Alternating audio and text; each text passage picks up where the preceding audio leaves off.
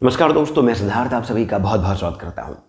हम में से अधिकतर लोगों ने त्रिपुरासुर की कथा सुनी होगी, यानी त्रिपुरासुर वध की, कि किस प्रकार महादेव त्रिपुरासुर यानी जो 3 असुर भाई थे उनका वध करते हैं। ये कथा बहुत रहस्यमय है, परंतु क्या आपको इस कथा का रहस्य पता है? ये त्रिपुरासुर कौन थे, क्या हमें ये पता है? महादेव ने किस प्रकार इन तीनों का वध किया, और जो ये प्रकार था यानी जो पूरा प्रकरण था महादेव का इन तीनों के वध करने का, उसके भी पीछे का रहस्य क्या है?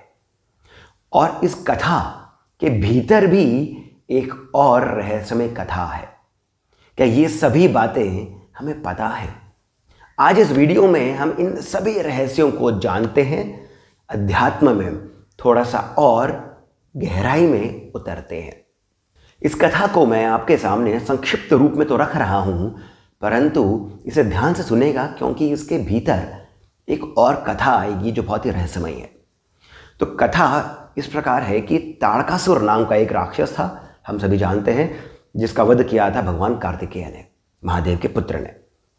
इस राक्षस के 3 बेटे थे, विद्युन्माली, कमलाक्ष और तारकाक्ष। अलग अलग पुराणों में अलग अलग नाम आ जाते हैं, परंतु मूल बात यही होती है कि इस राक्षस के 3 बेटे थे, ये 3 असुर भाई थे। ये तीनों ब्रह्मदेव की साधना करते हैं, ब्रह्मदेव को प्रसन्न करते हैं, और जब ब्रह्मदेव आते हैं तभी उनसे वरदान लेते हैं। पुराणों में बहुत सुंदर प्रकार से, सुंदरता के साथ में इन तीनों के आपस की मंत्रणा बताई है, जिसमें ये जानते हैं कि ब्रह्मदेव अमरता का तो वरदान नहीं देंगे, तो कौन सा वरदान प्राप्त किया जा सके जिससे कि इन्हें ये तो पता है कि इनका अंत होगा, परंतु उस अंत को ये जितना डिले कर सके उतना क्यों नहीं करे। इस प्रकार से मंत्रणा करके ये तीनों ब्रह्मदेव से वरदान प्राप्त करते हैं कि ये 3 अलग अलग पुरियों में रहेंगे, यानी 3 अलग अलग शहरों में रहेंगे, नगरों में रहेंगे। एक स्वर्ग, एक अंतरिक्ष और एक धरती। इस प्रकार से एक गोल्डन, एक सिल्वर और एक ब्रॉन्ज, ऐसा करके इनकी पुरियों का जो मटेरियल होता है वो भी ऐसे बनता है। अब इनके अंत की जब बात आती है तो ये आती है कि इनका अंत तभी हो सकेगा और वही कर सकेगा जो एक ही बाण से, जब ये तीनों पुरियां जो एक स्वर्ग में है, एक अंतरिक्ष में है और एक धरती पर है, ये एक साथ लीनियर पोजीशन में, यानी हॉरिजॉन्टल तरीके से जब ये तीनों एक साथ आएंगे, वो कुछ ही क्षण होंगे, कुछ ही पल होंगे, उसके लिए जब ये तीनों साथ में आएंगे तब एक ही बाण से इन तीनों को जो भेद सकेगा वही इनका अंत कर पाएगा, और इसी प्रकार इनका अंत होगा। अब ऐसा सोच करके कि ये तो एक असंभव सी बात है, ये तीनों अपने अपने पुरियों को चले जाते हैं, परंतु इन्हें ये भी पता है कि ऐसा करने में केवल महादेव ही सक्षम है। ये तीनों पूजा अर्चना में लग जाते हैं अपनी पत्नियों सहित, यानी इनकी पुरियों में दान, दक्षिणा, हवन इत्यादि होते हैं। अब ये देख करके जो देवता हैं वे समझ नहीं पाते हैं कि इनका अंत किस प्रकार किया जाए, क्योंकि महादेव से यदि ये कहेंगे तो महादेव तो भोले भंडारी हैं, वे तो राक्षसों को तक, असुरों को तक वरदान दे देते हैं। तो कोई ना कोई कारण होना चाहिए जिसको ध्यान में रखते हुए महादेव इन तीनों का वध कर सकें। अब उस कारण को उसका प्रजनन करने के लिए, उसकी उत्पत्ति के लिए जाते हैं भगवान विष्णु के पास। तब भगवान विष्णु, ये बहुत रहस्यमयी बात है, अधिकांश लोगों को इसके बारे में शायद नहीं पता होगा। तब भगवान विष्णु एक पुरुष का निर्माण करते हैं, अपने ही शरीर से एक पुरुष का निर्माण करते हैं, जिसका नाम देते हैं वे अरिहंत। ये पुराणों में ऐसा आता है, ये पहले बुद्ध हुए थे, यानी ये बुद्ध हैं, विष्णु के अवतार बुद्ध। अब यहां पर एक कंट्रोवर्शियल बात आ जाती है, क्योंकि जिस प्रकार हम बुद्ध को आज के समय में, आज के परिप्रेक्ष्य में समझते हैं, ये बिल्कुल वैसे ही हैं, परंतु इनका जो कारण है, इनके जन्म का कारण बहुत अलग हो जाता है। ये जो बुद्ध हैं, जो भगवान विष्णु के अवतार हैं, ये एक भिक्षुक का वेश धरते हैं, हाथ में कटोरा रखते हैं और ये नारद मुनि को कहते हैं कि आप जाकर के उन तीनों राक्षसों को, असुरों को कहिए कि आपने भी स्वयं ने, यानी नारद मुनि ने एक नए धर्म का पालन कर लिया है, उसका धारण कर लिया है, और अब आपने विष्णु आराधना छोड़ दी है। अब ये जो होते हैं बुद्ध, ये अलग अलग जगह जाकर के प्रवचन देते हैं। नाम बुद्ध क्यों है? क्योंकि बुद्धि के साथ, तर्क के साथ बात करते हैं। ये बताते हैं कि अलग अलग भगवान, अलग अलग देवता नहीं हैं, मूर्ति पूजा नहीं करिए, बुद्धि से कार्य करिए, इत्यादि। ये सारी बातें जो हम आज के समय में भी बौद्ध धर्म में जो समझ में आता है, उस तरह की बातें ये करते हैं। इनका कारण होता है कि ये इन तीनों को, इनके दान धर्म, इनके हवन, भगवान शिव की आराधना, इनसे चित कर सकें, अर्थात इनसे हटा सकें। अब जब ये नारद मुनि इन तीनों पुरियों में जाते हैं और जो तीनों असुर हैं, जब ये देखते हैं कि नारद मुनि ने, जो इतने बड़े भक्त हैं भगवान विष्णु के, उन्होंने भी अब विष्णु आराधना छोड़ दी है और इस नए धर्म में चले गए हैं, तो वे भी इनके अनुयायी बनकर, क्योंकि नारद मुनि भी बहुत तार्किक बातें करते हैं, बुद्धि के साथ बौद्धिक बात करते हैं, इंटेलेक्चुअल बात करते हैं, ये तीनों भी अपने सारे कर्म कांड छोड़ देते हैं और ये भी इस नए धर्म को अपना लेते हैं। अब ये कारण बन जाता है इनकी असुरी प्रवृत्ति के जागरण का। यानी असुर तो होते हैं, बहुत रहस्यमय बात है, ये असुर तो हैं, तो जो इनका नैसर्गिक गुण है, नेचुरल जो इनका गुण है, वो पहले दबा हुआ था, क्योंकि ये धर्म के मार्ग पर थे, भगवान की भक्ति के मार्ग पर थे। जब ही उसे छोड़ देते हैं और केवल बौद्धिक बातें करते हैं, तब इनके जो अंदर की आसुरी शक्तियां होती हैं वो पुनः जागृत हो जाती हैं। अब ये कारण है देवताओं का महादेव के पास जाने का, उन्हें बताने का कि जो तीनों आपके जो भक्त हैं, इन्होंने अब आपकी आराधना भी छोड़ दी है और कब न जाने इनकी जो आसुरी प्रवृत्ति है ये और कोई रूप ले ले, विध्वंसक रूप ले ले और इस संसार का विनाश कर दें। तो हे महादेव, आप इन तीनों का वध कर दें। अब तो ये एक रहस्य ही हो गया। अब यहां पर महादेव के लिए देवता रथ बनाते हैं, अस्त्र शस्त्र बनाते हैं। वो क्या है? भूदेवी अर्थात पृथ्वी जो हैं, इनको विश्वकर्मा एक बहुत सुंदर से रथ में बदल देते हैं। विश्वकर्मा यानी जो देवताओं के आर्किटेक्ट हैं, तो भूदेवी बन जाती हैं रथ। सूर्य और चंद्रमा उस रथ के दो पहिए। स्वयं ब्रह्मा यानी ब्रह्मदेव वे बन जाते हैं सारथी। वेद हैं, वे बन जाते हैं 4 अश्व, 4 घोड़े। और जो तीर है, जिस तीर को तान करके महादेव उसे छोड़ेंगे इन तीनों पुरियों को भस्म करने के लिए, वे स्वयं होते हैं भगवान विष्णु। और उस तीर का जो आगे का भाग होता है नुकीला, वो होते हैं अग्निदेव।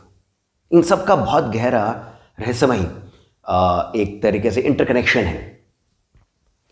अब जब सही समय पर ये तीनों पुरियां एक साथ आती हैं, तब महादेव तीर को छोड़ देते हैं और तीर इन तीनों पुरियों को भस्म कर देती है।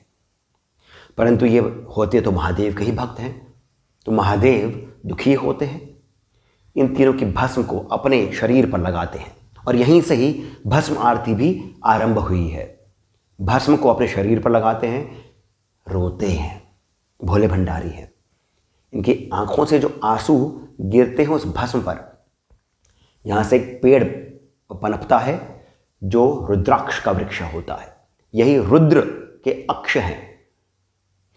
अब ये जो पूरी कथा है, इसमें हमें समझना होगा कि ये तीनों असुर कौन है, ये पुरियां कौन है। ये पुरियां हमारे ही शरीर हैं। हम में ही 3 पुरियां हैं। एक है आपका स्थूल शरीर, एक है सूक्ष्म शरीर और तीसरा है कारण शरीर। स्थूल शरीर जो है हमारे हाथ, पांव, आंख, नाक, कान इत्यादि में बहुत गहराई में नहीं जाऊंगा, नहीं तो हर एक शरीर के बारे में बहुत विस्तृत रूप से योग के जो ग्रंथ हैं उनमें बताया गया है। परंतु जो हमें समझने वाली बात है वो यही है कि जो स्थूल शरीर है, जिसमें हम अपना शरीर को देख सकते हैं, वो आ जाता है। इसमें पंचभूत भी आ जाते हैं, यानी पृथ्वी, जल, आकाश, वायु इत्यादि जो हैं वे आ जाते हैं। फिर आता है हमारा सूक्ष्म शरीर। इस सूक्ष्म शरीर में ये जो 5 भूत हैं ये इनके सूक्ष्म रूप होते हैं, यानी सूक्ष्म रूप से ही पंचभूत होते हैं हमारे सूक्ष्म शरीर में। साथ ही साथ इसमें 5 ज्ञानेंद्रियां भी होती हैं, यही हैं 5 ज्ञानेंद्रियां। साथ ही साथ इसमें मन, बुद्धि, चित्त और अहंकार ये भी हमारे सूक्ष्म शरीर में होते हैं। मन, बुद्धि, चित्त और अहंकार। फिर होता है हमारा कारण शरीर, जिसे इंग्लिश में कहते हैं कॉजल फॉर्म या फिर कॉजल रूप, कारण। बहुत रहस्यमय बात यह है कि ये जो कारण शरीर है इसमें 2 छिद्र होते हैं। जब हम माता के गर्भ में होते हैं तब ये दोनों छिद्र जुड़े होते हैं परब्रह्म के साथ, उस परम तत्व के साथ। परंतु जब हम इस शरीर में आ जाते हैं, भौतिक रूप में आ जाते हैं, तब ये जो दोनों छिद्र हैं ये दोनों छिद्र बंद हो जाते हैं। ये कौन से छिद्र हैं? नाभि, जो नाभि चक्र है, सूर्य चक्र है, मणिपुर चक्र है, ये बंद हो जाता है। और भ्रमरांध्र, जो सहस्त्रार जो चक्र है वहाँ पर भ्रमरांध्र है। आपने देखा होगा छोटे बच्चे जो होते हैं उनके सर पर हड्डियाँ जो होती हैं वो जुड़ी नहीं होती हैं। ये जो भाग होता है ये बहुत मुलायम, कोमल होता है। हम जैसे जैसे बढ़ते हैं ये बंद होता रहता है। ये भ्रमरांध्र और नाभि, ये उस कारण शरीर के जो 2 छिद्र हैं ये बंद हो जाते हैं। अब हमें क्या करना होता है? योग और साधना के माध्यम से, ध्यान से सुनिए, योग और साधना के माध्यम से, जिसमें तंत्र, मंत्र, यंत्र ये सभी माध्यम बन करके आपके अंदर जो कुंडलिनी शक्ति है उसका जागरण करते हैं और इन सभी छिद्रों को भेदते हैं। सभी शरीर को, ये जो तीनों पुरियां हैं, स्थूल, सूक्ष्म और कारण, इन्हें भेदते हुए हम जब आगे की ओर चलते हैं, ऊपर की ओर उठते हैं, इसे ही त्रिपुरासुर वध कहा गया है। और इसी में आप देखेंगे पृथ्वी है, सूर्य है, चंद्रमा है, ब्रह्मा है, वेद हैं, विष्णु है, अग्नि है जो कि हवन है, और विष्णु वो यज्ञ के देवता हैं। यानी सभी प्रकार से, सभी उपकरणों के साथ, सभी माध्यमों के साथ, जिसमें तंत्र भी आता है, मंत्र भी आता है, यंत्र भी आता है, योग भी आता है, अष्टांग योग होता है, साधना की विभिन्न पद्धतियां जो हैं ये सभी आ जाती हैं। और हम इनमें से अलग अलग को गुरु के माध्यम से, गुरु के गाइडेंस में जब हम आगे बढ़ते हैं तब हम इन तीनों पुरियों का भेदन करते हैं और इसी को कहा गया है त्रिपुरासुर वध। फिर हमारी अवस्थाएं आती है, जागृत अवस्था। हम जो अभी हैं वो जागृत अवस्था है, परंतु हम आए किस प्रकार हैं? सुषुप्ति, स्वप्न और जागृत अवस्था। तो हमें जाना भी, यानी भगवत प्राप्ति, देवत्व की प्राप्ति, अहम ब्रह्मास्मि कह सकने का, जो हम जिस स्थिति में आए हैं, स्वयं को शिवोहम हम कह सकें, उस स्थिति में आए हैं। तो जिस प्रकार आए हैं उसी प्रकार पीछे की ओर जाना होगा। तो जागृत अवस्था होती है, जागृत के बाद आती है स्वप्न अवस्था, स्वप्न के बाद आती है आपकी सुषुप्ति की अवस्था। जब आप इन तीनों अवस्थाओं को भी भेद देते हैं तब आप पहुंचते हैं तुरीय अवस्था में। यहां पर अब कई जगहों पर आता है तुरीय, तुर्यातीत इत्यादि, परंतु ये सभी हम तुरीय के अंदर मान सकते हैं। जब आप इन तीनों अवस्थाओं का भी भेदन कर देते हैं, जागृत, सुषुप्ति, स्वप्न, यानी स्वप्न पहले आ जाएगा, तो जागृत, स्वप्न और सुषुप्ति, इन तीनों अवस्थाओं का जब आप भेदन कर देते हैं तब आप पहुंचते हैं तुरीय अवस्था में। इन तीनों अवस्थाओं का भेदन जो है ये भी आपके इन्हीं तीनों शरीरों का भेदन होने पर होता है। यानी आपने एक शरीर का भेदन किया, फिर दूसरे का, फिर तीसरे का, इस प्रकार आप अलग अलग अवस्थाओं में पहुंचते रहते हैं। अंत में आप पहुंचते हैं तुरीय अवस्था में, और तब आप शिवोहम कह सकते हैं। ये जो कारण शरीर है ये भी आत्मन नहीं है, आत्मन तो भी और अधिक गहराई में होता है। परंतु समझने वाली बात हमारी यही है कि कथा के माध्यम से कितना सुंदर विवरण दिया है हमारे होने का, हमारे जन्म लेने के कारण का, शिव की प्राप्ति का। और जब ऐसा होता है, ये भी कथा के अंदर आता है कि जिस समय, जिस दिन महादेव ने इन तीनों पुरियों का विध्वंस किया था, तब देवता दीपावली मनाते हैं, जिसे देव दिवाली कहते हैं। जो दीपावली हम मनाते हैं उसके 15 दिनों बाद आती है। हम जो दिवाली मनाते हैं वो अमावस्या के दिन मनाते हैं, परंतु देवता जो दिवाली मनाते हैं वो आती है पूर्णिमा के दिन, कार्तिक पूर्णिमा के दिन। और तब ऐसा कहा जाता है, माना जाता है, और साधुओं को, संतों को, ऋषियों को, योगियों को इस बात का अनुभव भी होता है कि जो देवता है वे उस दिन काशी में स्वयं उतरते हैं, जो महादेव की नगरी है, जागृत नगरी है, वहां पर वे स्वयं आते हैं और मां गंगा में स्नान करते हैं। और इसी कारण देव दीपावली के दिन काशी में मिट्टी के दिए जलाए जाते हैं। हर एक घाट पर, हर ओर गंगा जी में स्नान किया जाता है।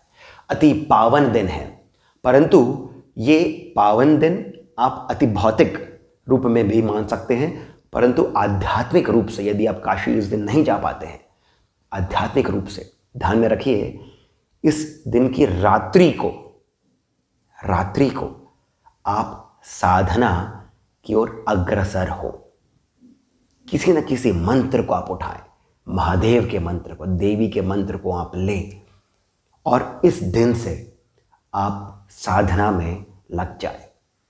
इसी विचार के साथ मैं आशा करता हूं कि आपको ये जो रहस्य मैंने बताए हैं, कथा के भीतर की जो कथा मैंने आपको बताई है, ये आपको रुचिकर भी लगी होगी, साथ ही साथ ज्ञान में कुछ वर्धन हुआ होगा, अध्यात्म की ओर आप थोड़ा सा और अग्रसर हुए होंगे। यदि ऐसा है तो कृपया करके इस वीडियो को लाइक अवश्य करिए, हमें सब्सक्राइब करना नहीं भूलें, कमेंट में जाकर मुझे बताएं आपको पूरी जानकारी कैसी लगी, और कमेंट सेक्शन में जो पहला कमेंट पिंड है वहाँ से पेटीएम, जीपे इत्यादि के माध्यम से 100, 200, 500 जितना भी आपके मन में आए श्री सहयोग भी अवश्य प्रदान करें, बहुत प्रोत्साहन मिलता है। इसके साथ मैं सिद्धार्थ अब आप सभी से जाने की अनुमति लेता हूँ। धन्यवाद।